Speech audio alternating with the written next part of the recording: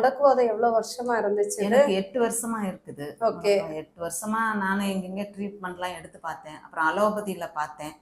அது அந்த டேப்லெட் எடுத்துக்கிட்டே இருந்ததுனால என்ன ஆயிடுச்சு, என்னோட எலும்பெல்லாம் ஆஸ்டியோபோரோசிஸ் மாரி ஆயி, ரொம்ப பலவீனமா போய் விலா எலும்பெல்லாம் வளைஞ்சு குனிஞ்சே தான் இருப்பேன். கூணு விழுந்த மாரியே தான் இங்க வந்ததே அப்படிதான் வந்தேன். ஓகே. ரொம்ப இப்ப நல்ல தெரப்பி குடுத்து, மசாஜ் இந்த இதெல்லாம் பண்ணி, ஃபிசியோ பண்ணி எல்லாமே இது பண்ணி டேப்லெட்டு அவங்க கொடுக்குற மெடிசனை விடாம சாப்பிட்டு இப்போ எவ்வளோ சந்தோஷமா இருக்குது. எனக்கு நினைச்சாலே ரொம்ப சந்தோஷமா இருக்குது.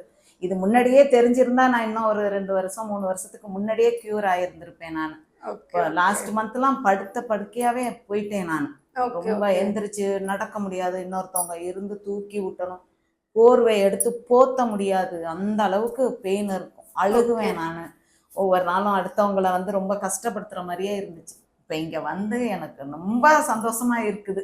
கையெல்லாம் நல்லா தூக்கி நானே தலை கொண்டையெல்லாம் போடுறேன், நல்லா தலை பின்னுறேன், நல்லா ஆக்டிவா இருக்கு மெயினா.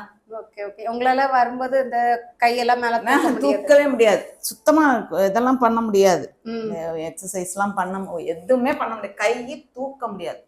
அதான் போர்வை எடுத்து போட்டா வலிக்கும், ஒரு டவல் எதுவும் கையில பட்டுருச்சு, துணி பட்டாலே வலிக்கும், அந்த அளவுக்கு சிவியரா இருந்துச்சு. Okay okay. இப்போ இங்க வந்து 9 டேஸ்ல ஆச்சரியமா இருக்கு. இவ்வளோ வருஷம் நான் மெடிசன் எடுத்து எந்த இதுக்குமே க்யூர் ஆகாதது இது உண்மையிலே நல்லா இருக்கு.